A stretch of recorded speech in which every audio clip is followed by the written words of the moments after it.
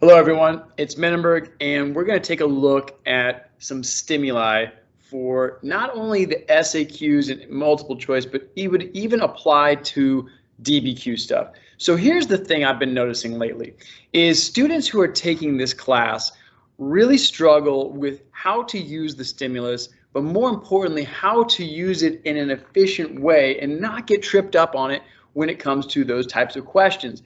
It is especially challenging when you're facing a clock. You got 55 minutes to knock out 55 multiple choice questions, or you got 2 stimulus-based SAQs and you're not sure how to use it.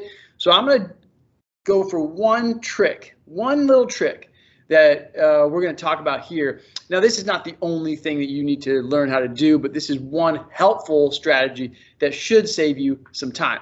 So what I'm going to do is I'm going to share screen and we're going to look at a couple multiple choice questions. And what I want you to think about here is not so much what is being said in the stimulus, not so much what you think the question means, but what is the minimum amount of stuff you can go to, and what should be the first thing you look at when you are looking at a stimulus. So as I've said in previous videos, obviously the first thing that you want to do is read the question. If you haven't got that in your kind of reflex or muscle memory when you're taking these tests, I don't know what to tell you. If you're still you still don't believe me, why don't you use a stopwatch? Time yourself. Just try it both ways, see which way is faster. I promise you, reading the question is going to be faster. If it's not, now that might be another problem.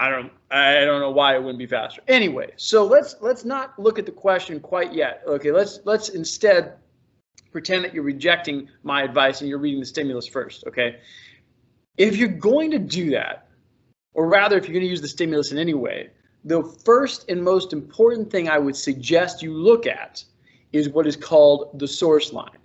So the source line is right down here at the end. It's usually at the end. Now, if it's something like a table or a graph, it might be the title of the table or the graph, and there might be a small caption at the bottom that kind of tells you what you're looking at. In this case, it says letter from the directors of the British Royal Niger Company to its agent, Captain Frederick Lugard, directing him to travel up the Niger River in West Africa, 1894. The main thing you need to get from that is the British piece, so which country we're talking about, and the location, West Africa, or just Africa probably is sufficient.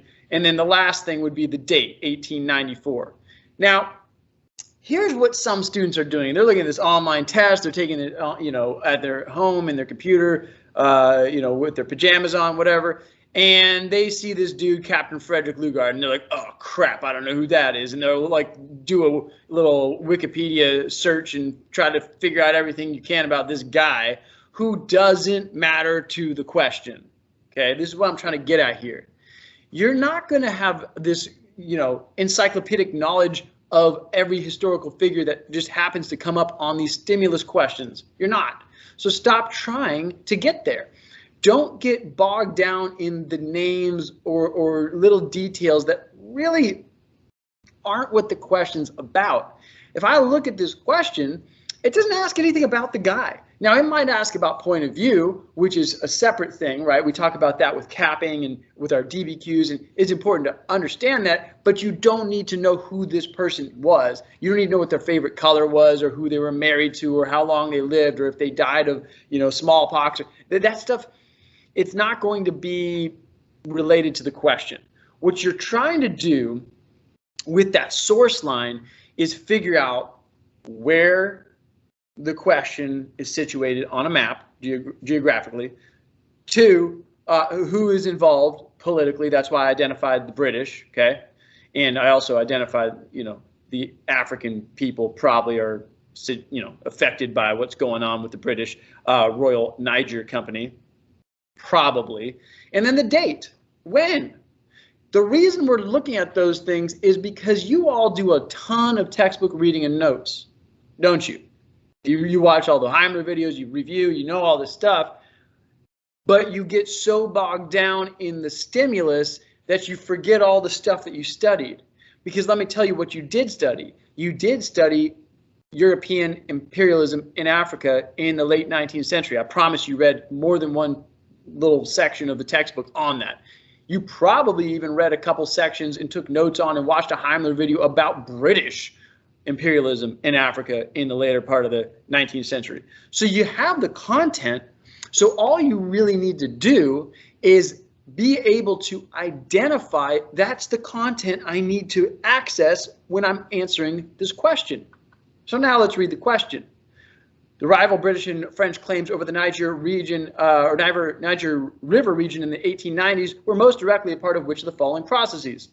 Okay, obviously nothing to do with Captain Fred Lugard. Certainly doesn't really even have a bunch to do with the stimulus. So I wasted all that time looking up this guy who doesn't matter, okay, for this question, or reading the stimulus 6 times to try to figure out what it's saying, when all I really needed to know was this is imperialism, this is Britain, this is Europe, this is Africa, this is the late 19th century, and what do I know about that stuff? If you have studied that stuff, if you read that stuff, then you probably know that it has nothing to do with India, because that's A, right? That's on a map, but that's not close to India. Okay, good. Response to established colonies to the ambitions of new imperial states such as Germany. Nah, there was a thing I remember studying. It was the Berlin Conference or something in the 1880s. Yeah, they were.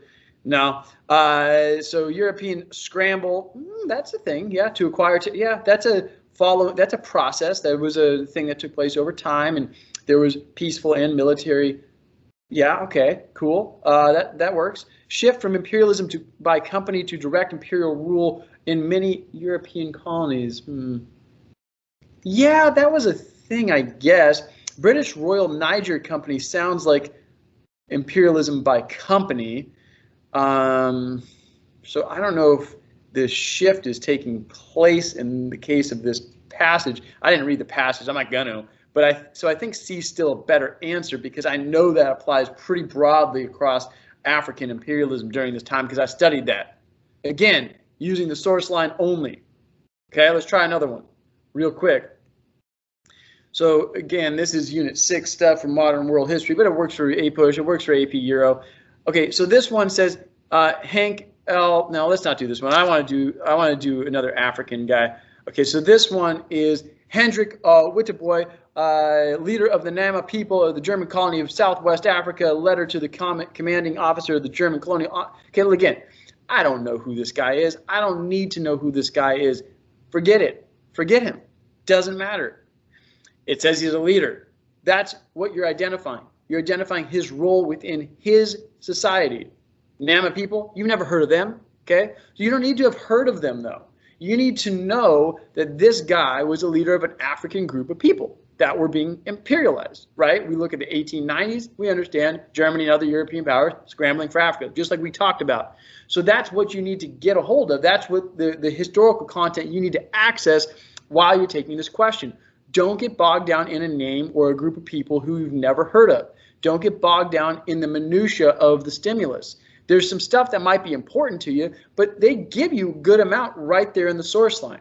So again, your trick here, and this is again one trick, use the source line to make it faster for you when answering these questions. The source line should tell you enough that you should recognize, here's the historical content that I've read about, that I've studied, that I watched the Heimler video for. That's what I need to access for this question, okay? And if you can get that, then you'll probably be in good shape. You'll probably be going a lot faster. You'll probably save yourself time because you're not rereading the stimulus 17 times. And you'll probably realize that, hey, I don't have to know all these names. I don't have to know all these groups of people that I've never heard of from the stimulus. You can't study for these stimuli because you don't know what they're going to be on the test. But you can practice being able to identify the key factors, and that's usually the role this person plays in society. It's usually the location, the time. It's usually, the political affiliation or what country they're representing. That's usually given to you.